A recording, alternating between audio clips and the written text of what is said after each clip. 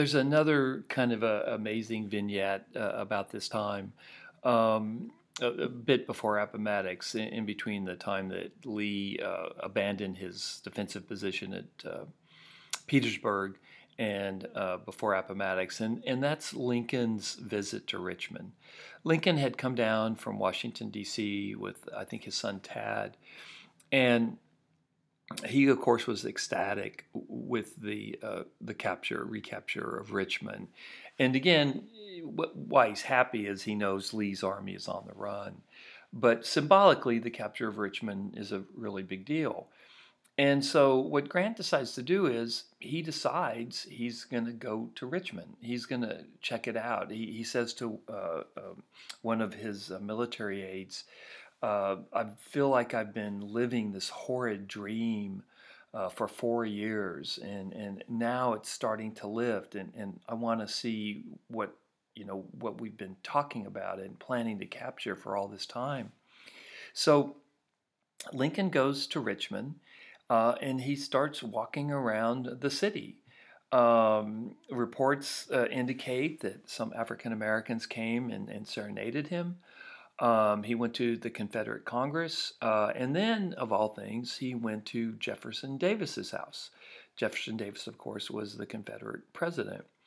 And he goes in and he sits in Jefferson Davis's chair, and kind of thinking, well, this is where my opposite was for these 4 years.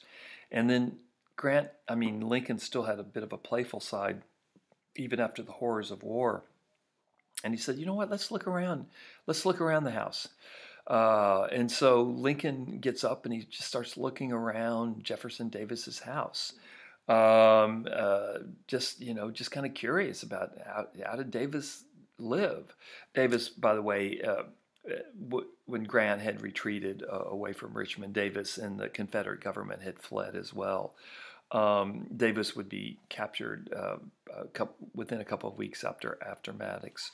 So Lincoln just has like this brief kind of moment where he's able to, smell the roses, go to Richmond, go to Jefferson Davis's house, walk around, check out the enemy, because now Richmond is back in the United States. And all too soon, from Lincoln's point of view, this kind of moment of lightness, this kind of moment of levity passed. And some citizens of Richmond, some white citizens of Richmond, came to visit him, and so he was back to official duty. And one of his military aides said, well, how do you want us to treat the civilians? How do you want us to treat white Southerners who have been in rebellion against the Union for so long? And Lincoln said, let them up easy, let them up easy.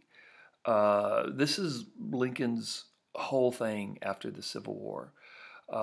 He's hoping that there can be reconciliation between the two sections. And to be honest with you, and this is something that's kind of lost in the Lincoln myth, Lincoln really wants reconciliation between Southern whites and Northern whites. Now, part of that is just after so much blood had been shed, Lincoln doesn't want the conflict to continue. He doesn't want there to be guerrilla warfare for the next 60, 70, 80 years between, where Southern whites take to the hills and continue the war by other means. So that's part of it. Lincoln wants the war to be over. He wants there to be reconciliation. He wants there to be peace. He wants it to be final. But there's another calculation that Lincoln is thinking about as well. Lincoln is hoping that he can capture some white Southern votes for the Republican Party, because at some point, Virginia is going to come back into the United States Senate and the House of Representatives, Texas, Alabama. It can't be said enough that the states that had left the Union had also lost their representation in Washington. But Lincoln is thinking ahead, and he realizes that that these states at some point are going to come back into the United States, and they're going to gain representation in Congress. So Texas is going to get 2 senators again. Virginia and however many members of the House of Representatives that the population of Texas merited at that time. So what Lincoln is hoping to do anyway, and is hoping that perhaps he can persuade at least a significant portion of Southern whites to join the Republican Party. And so he's being political as well. I think he's being humane. I don't think there's anything about that. There's no doubt about that. And I think it's to really his great credit and Grant's great credit that at the end of the Civil War, there's not a lot of retribution. There's not a lot of humiliating the enemy and that kind of a thing.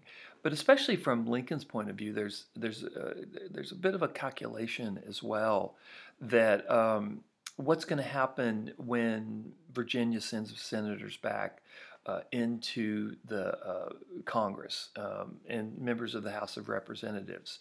Are they going to be Democrat? Is the Republican Party, which had dominated Washington, D.C. during the Civil War, is its power going to get diluted? Once peace comes, this would have been really one of the ironic aspects of peace, that the Democratic Party now is going to start sending up senators and members of the House of Representatives and dilute the power of the Republican Party. And to some extent, that's what's happened. That's what happens after the Civil War. So Lincoln's humanity is also tied to his sense of political calculation as well.